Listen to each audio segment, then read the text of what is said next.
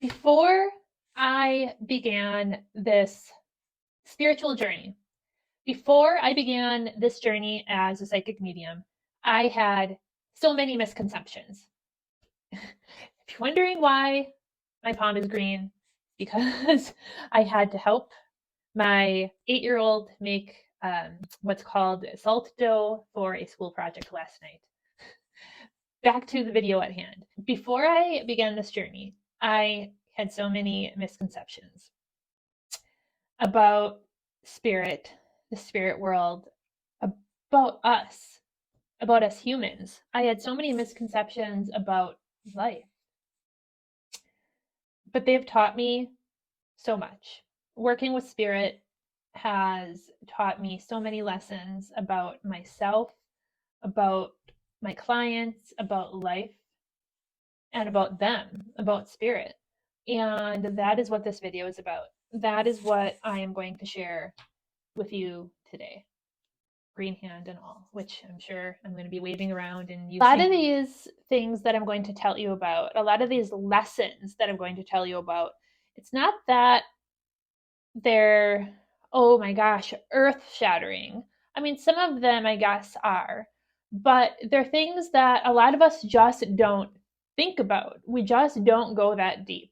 I think it is because we get so caught up in the day to day. We get so caught up in our problems at the surface level that we don't go deeper, that we don't journey beneath the surface, that we don't think through these lessons that spirit has the capability to teach us. So, the first very important lesson that I truly had never really given much thought to, but now have learned from spirit, is that our childhoods shape us dramatically. Every single individual human walking this earth has been dramatically shaped by their childhood. Even those of us who may think, oh, I had a great childhood. There are bits and pieces of childhood for that person that have shaped them, that have created degrees of healing needed within that person. Even if they think back on their childhood and they think about, I have nothing but fond memories. My parents were wonderful. My parents did everything that they could have possibly done for me, and I have no regrets. I have no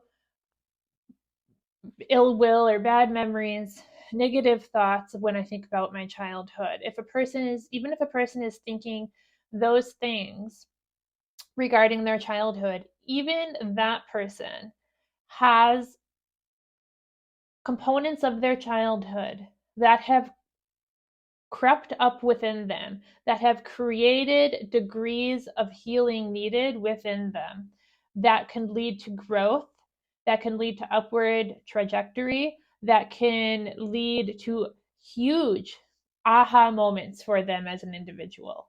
Even such people can be benefited from recognizing or coming to recognize those parts of their childhood. And spirit brings those things up all the time.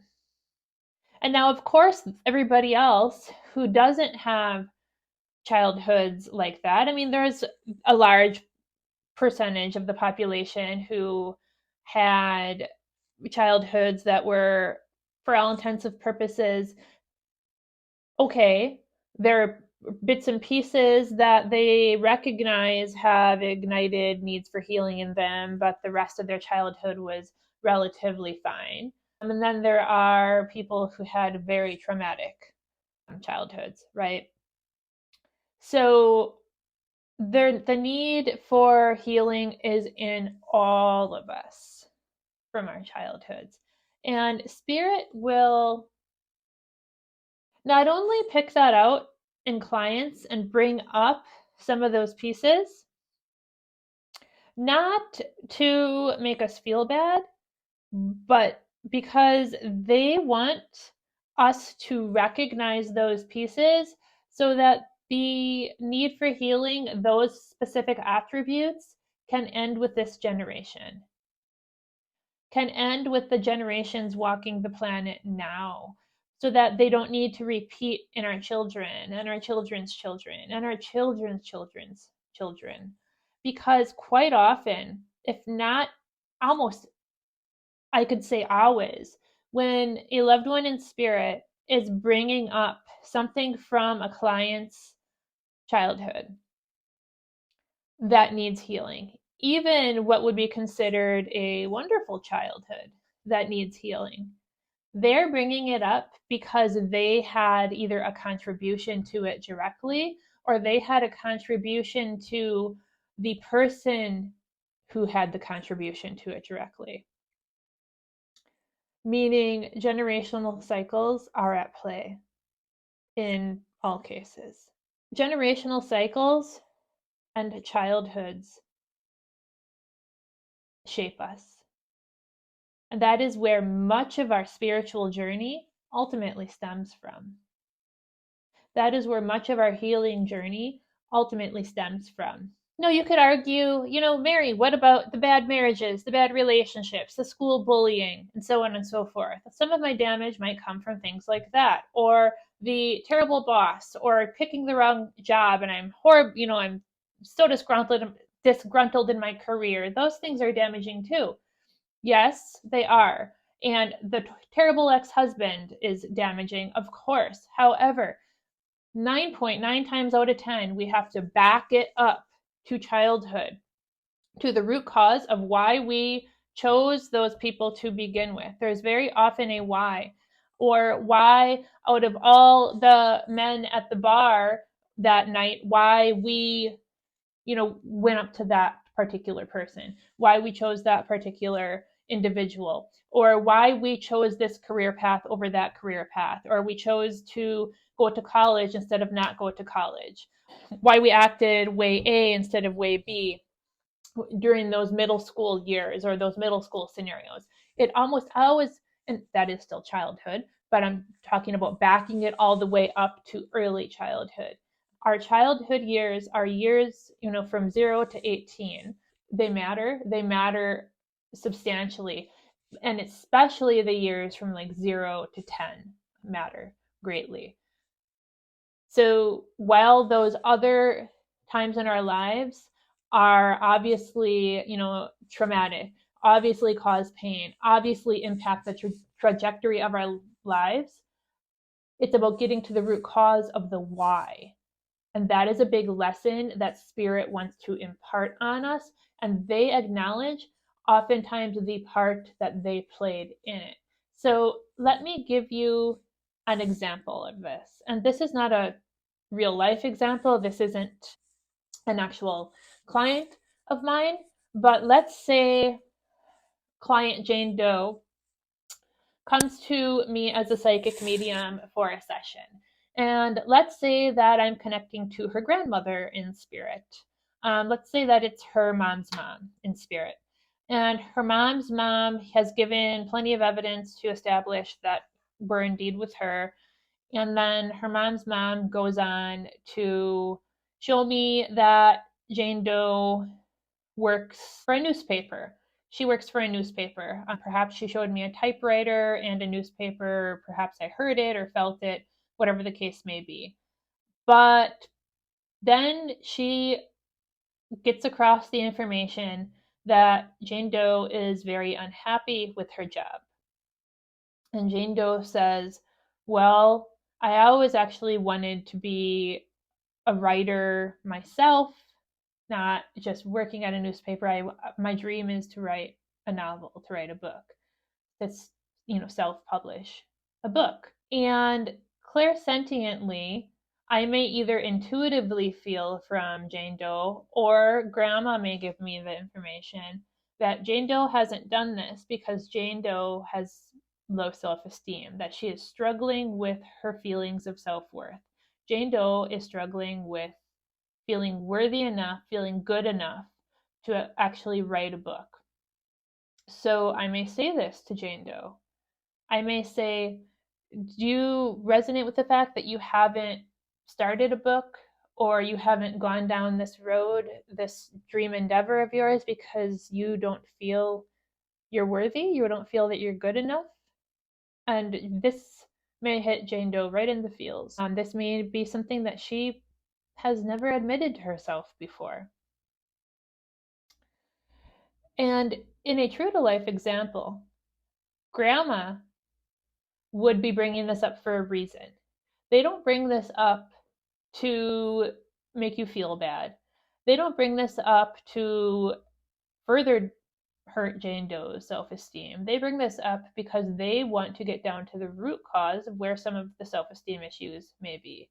At this point, a very good probability would be that grandma would explain some of those self-esteem issues.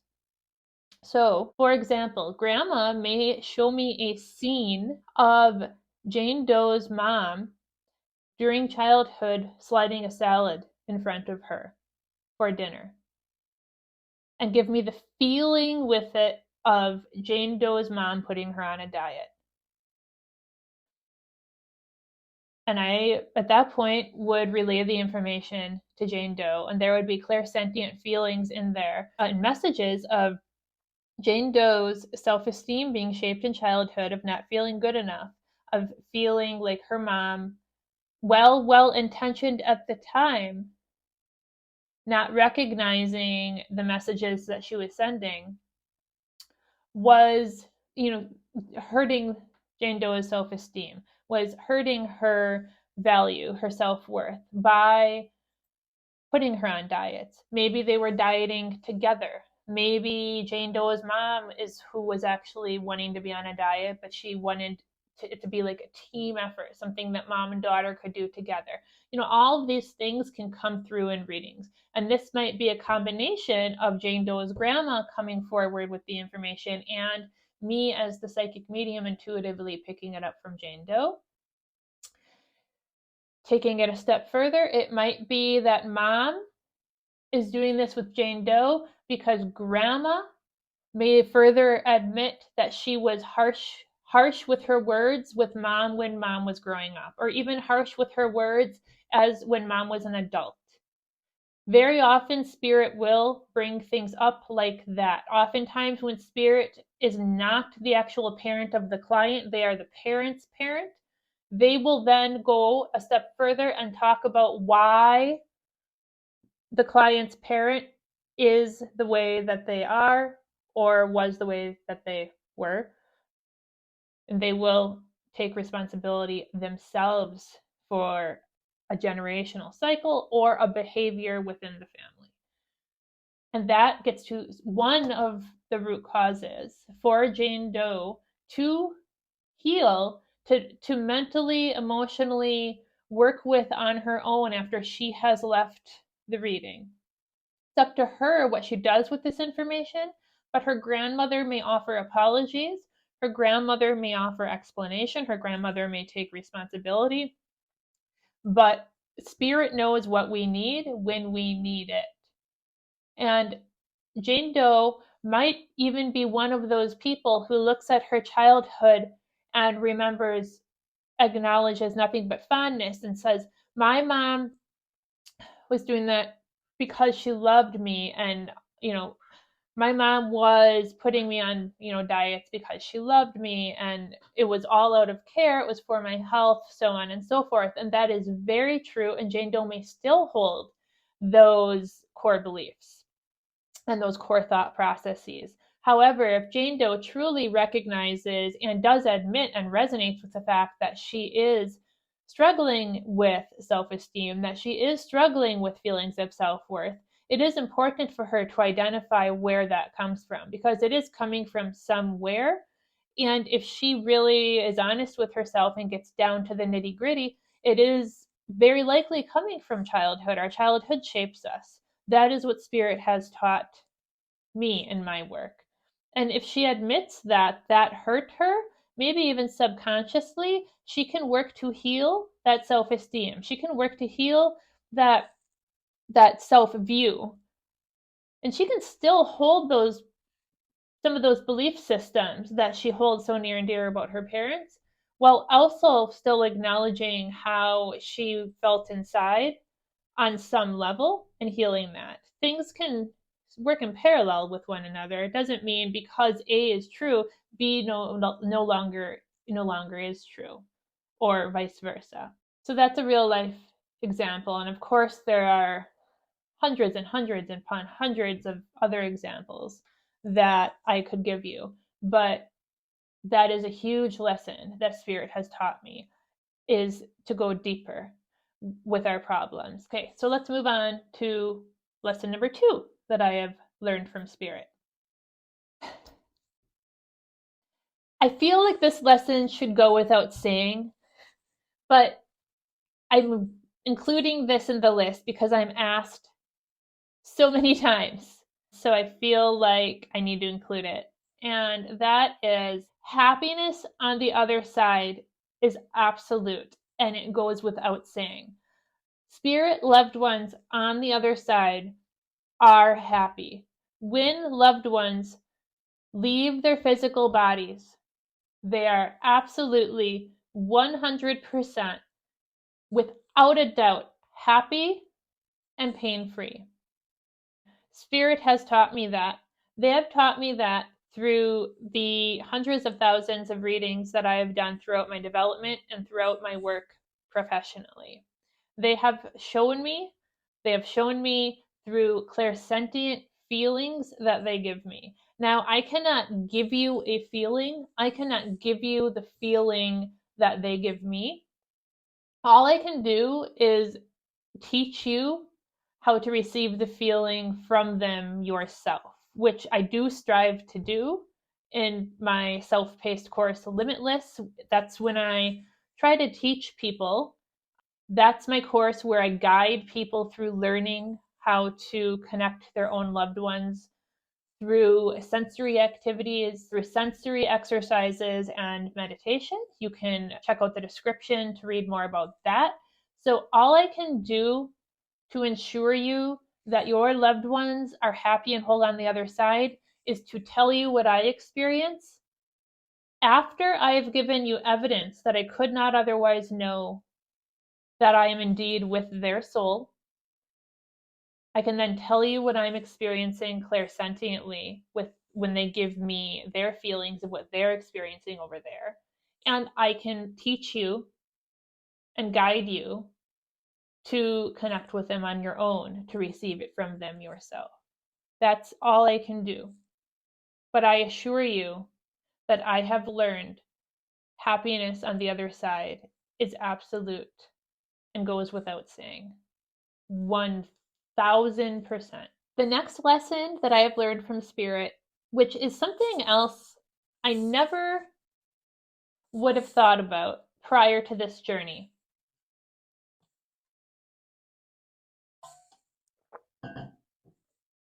And for those of you who have been following me for a while, prior to my spiritual journey, I was a very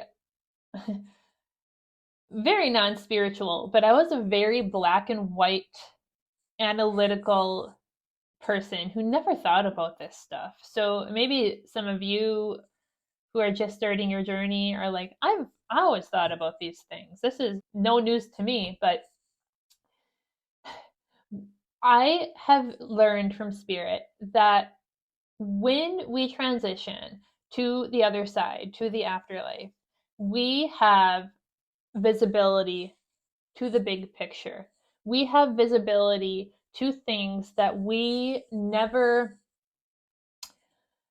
would have seen within ourselves and within other people when we were here. Never in a million years, unless we engaged in like super deep healing work, which is what they're trying to help us do, right? That's what they're trying to help us do by reaching more people and teaching these lessons. They're trying to help us see more of the big picture.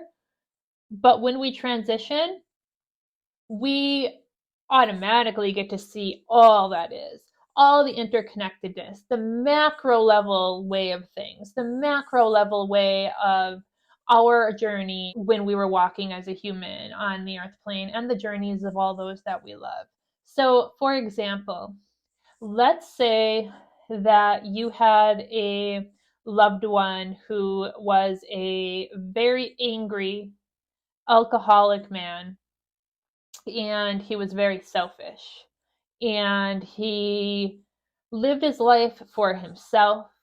He was all about making money, and his life was his life was about work, making money, status, his substance use, which was alcohol, and he was always trying to one up everybody at this, to make more money. So he would stab people in the back, metaphorically, to get to the next, place or the next step on the ladder. Let's say that you had somebody in your family like that. So they were not very loving towards others, not very kind, etc. However, they were a member of your family just the same, so you respected them, loved them, so on and so forth. That person transitions to spirit. They can see the big picture of their own journey, and they can see not only everything that they did to other people, but they can take 5 steps back and see like why they made the decisions they did, why they took on the actions that they did. And they can see your journey too.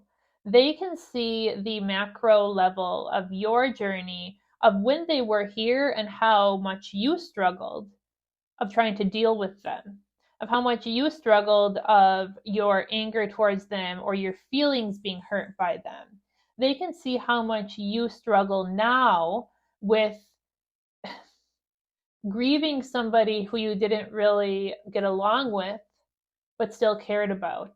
How much you're struggling now with the dichotomy of grieving somebody who you loved, but who treated you terribly. They can see the big picture of how you felt when they hurt you during this event or that event or that event. They can see what led to their alcoholism. Perhaps there were multiple family cycles. And I'm not talking about the alcoholism itself. I'm talking about family cycles that led to traumas or pains within them that they then numbed with alcohol, and so on and so forth. They can see all of that interconnectedness. They can see all of those big picture scenarios. And the ego is stripped. So the loving, caring parts of them remain. So oftentimes, spirit loved ones will come forward in readings and they will say, I know I was horrible. I know I was an a-hole. I know that I did this or I did that. And I can see when I took this direction or when I took that direction. And that is not an excuse. This is not an excuse for my behavior, but I see why I did this. I see how I ended up here. Oftentimes, this goes back to lesson number 1. It goes back to, for this particular spirit, goes back to boyhood. It goes back to generational cycles. Oftentimes, another spirit will come forward with them, or they will, for example, like dad or grandpa will come forward with them and they'll talk together about something, or they'll talk about their own father who might still, sometimes will still be living, but they will talk about, I can understand how I ended up where I ended up, but that does not make it right. And I know that I was this way and I'm sorry. There are not broken souls. There are not broken souls. There are broken people. And there are not horrible souls. There are bad people. There are people who make bad choices. Okay. And that is what we recognize when we transition to spirit. When we transition to spirit, the ego is removed. So in this example, this man, his ego is removed. His arrogance, his greed, his selfishness, his cruelty, that left with his human brain when he left his human body. Because that was not him. That was not his soul carrying out those actions. That was his brain. That was his traumas. That was what manifested in him as the result of whatever the case would be in the situation and how he got to where he got. Okay. And when he transitioned to spirit, he sees that big picture. He takes responsibility. He offers apologies. And he recognizes that he did these things and he behaved horribly, but he also offers explanation from an egoless standpoint. So that is a huge lesson I learned from spirit, is that visibility that they have to everything. And by that, I also want to touch on that they have a vast visibility to your journey. And that includes your journey within grief. Let's say that you have somebody over there who's over there because of suicide. They have a visibility to the journey that you're going through trying to grieve them as the result of their action that caused their passing over there. They have visibility to what you're going through. They have visibility to every step of the way. They have visibility to perhaps you're very angry with them for what for their suicide. Perhaps you're in a stage right now where you're very angry.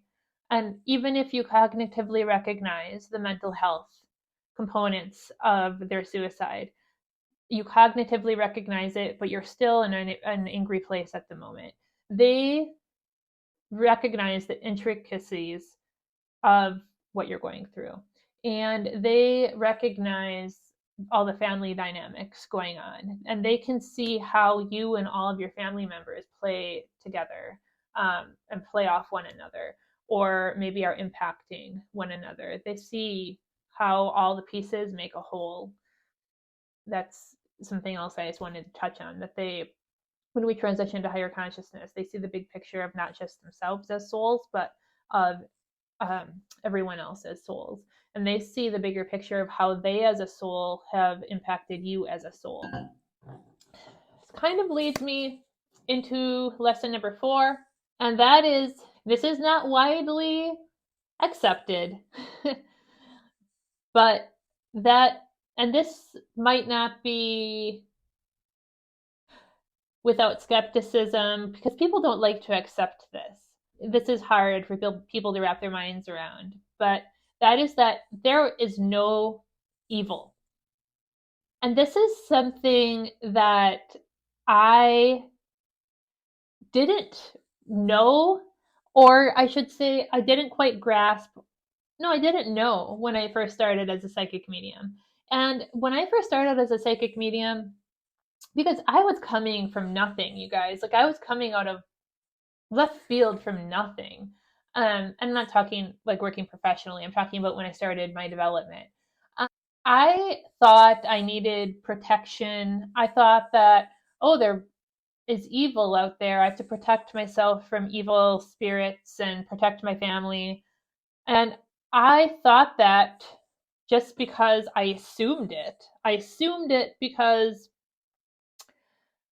I don't even know why I assumed it. I assumed it because, well, doesn't everyone just know that? Well, why does everybody know that? Well, everybody knows that they're evil spirits because everybody's told they're evil spirits. Everybody's told they're evil spirits by religion and movies, I guess.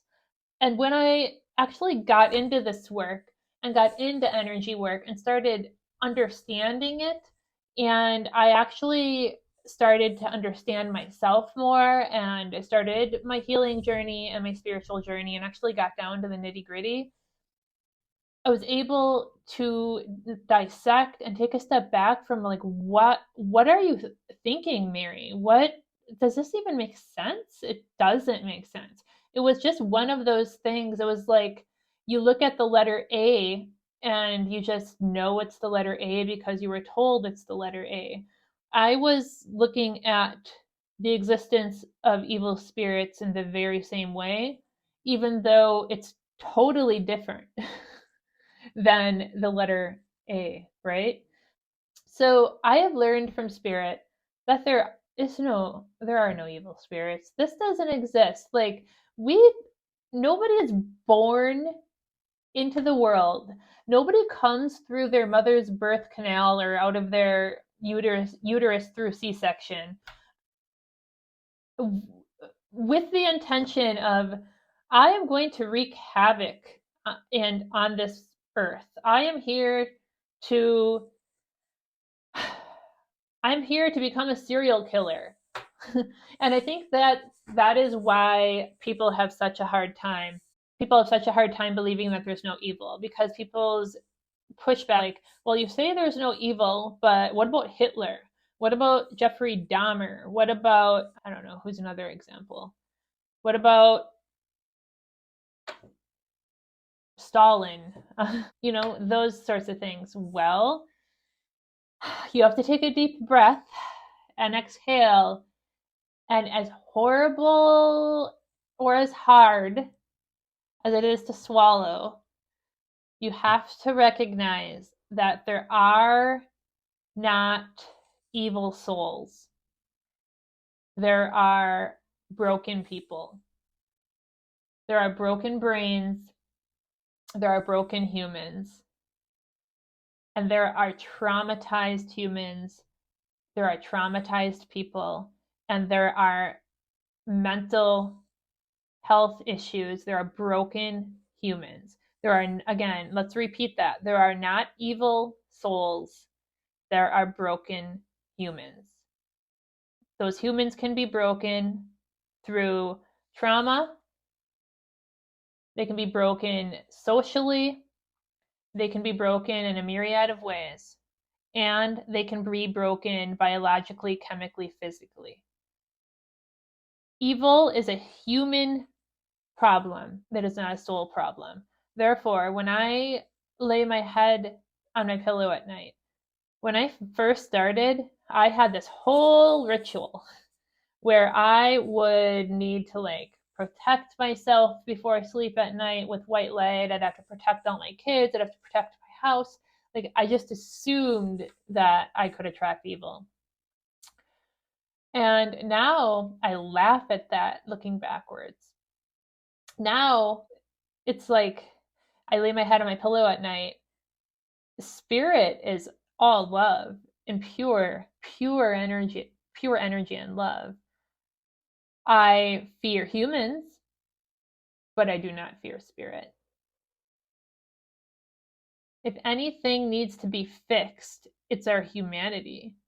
And that is why, one of the reasons I do these videos, it's one of the reasons I try to help people, because I believe that we can elevate ourselves as a collective. The more people that try to heal themselves, the greater deal of healing and vibrational rising we're going to do as a collective. And I'm not saying that we could ever get to perfection as a collective, like, that's not possible, but I do feel like we're all here at this point in time specifically to try to combat the lowering of it. So I'll say it one more time. There are no evil spirits to protect ourselves from. There's only horrible, broken people, which, if you want to label humans evil, I guess you can go ahead and do that. And we can protect ourselves from them. And the best way to protect ourselves from them is to try to heal ourselves, try to grow ourselves, try to empower ourselves, and to do that with as many people around us as possible, and to grow as a collective. So that's my lesson number 4 from Spirit that was a total aha moment was there is no evil and no protection needed. And I do feel like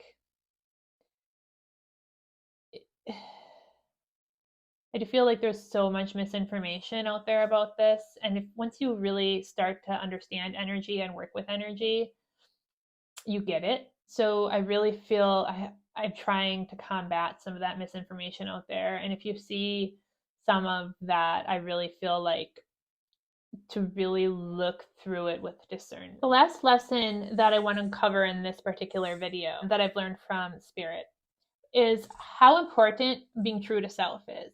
And let me explain. And my dog is snoring or started snoring, so if you hear him, I apologize. Let me explain about being true to self.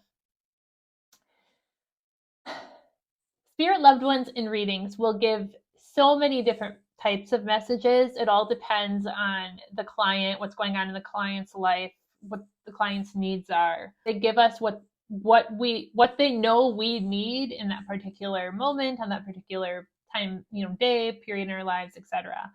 But so many of the messages themselves, they relate them or parallel them to their own lives. And there's a thread that interweaves within the messages quite often. And the messages are different. They're more specific, they're more detailed, or they might be about a different area of life or a different area of personality or, action and whatnot. But often the common thread is being true to self. Because if we are not true to self, we cannot achieve what they're suggesting we listen to, right? What they're suggesting that we listen to within ourselves. Perhaps I'm trying to think of an example. Perhaps they're talking about working less because we're running ourselves ragged and we're really starting to make ourselves mentally sick and physically sick. And they're paralleling that to how they did that themselves. They worked too much and were running themselves ragged. So there's a message from them about that. Say, grandma's coming through and giving a client that particular message.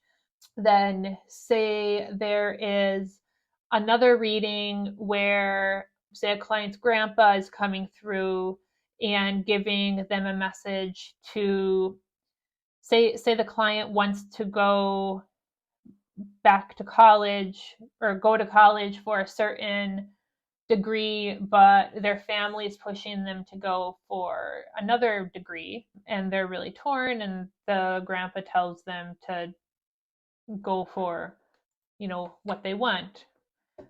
That's just something I'm making up off the top of my head. You can tell I have trouble talking towards the end of these videos. The common thread here is being true to self. So in the first example, knowing you need to work less and slowing down and actually doing it are two different things, right? You need to be true to yourself. If your body and your mind and your heart and your soul are telling you to do something, you need to really be true to yourself.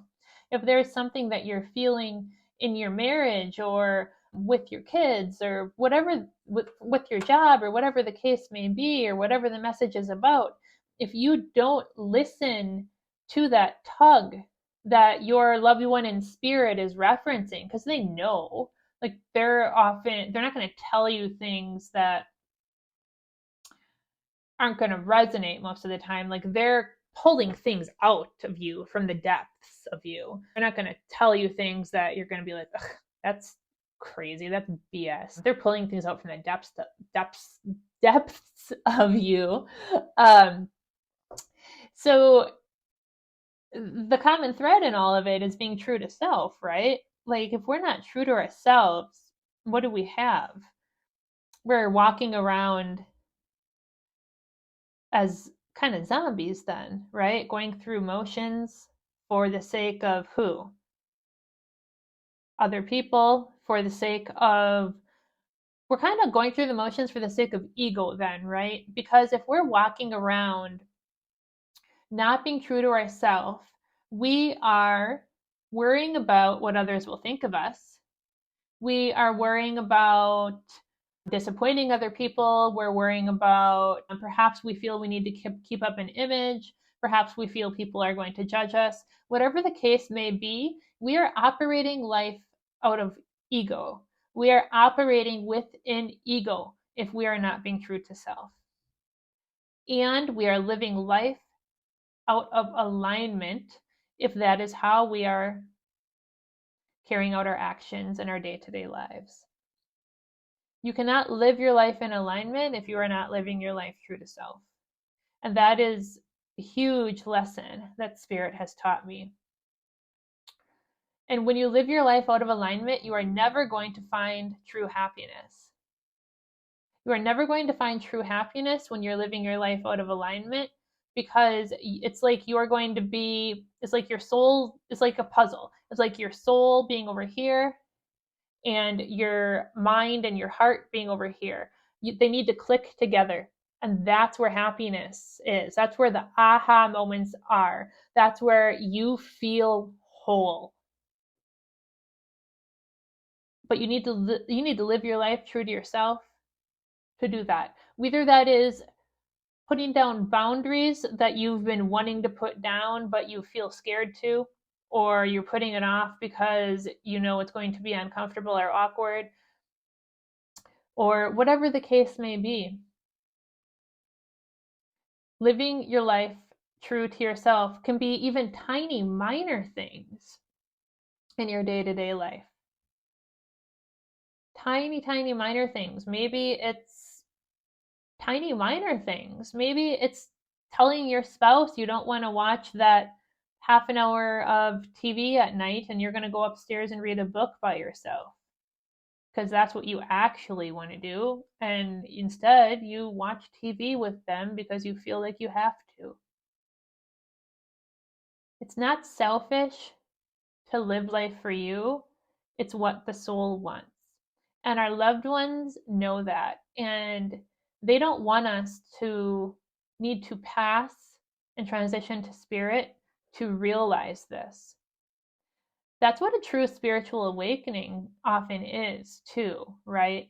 When we realize things here on the earth plane while still in our physical bodies that we otherwise would have needed to transition to the other side through physical death to realize. But you can't realize those things when you're walking around out of alignment with your true self.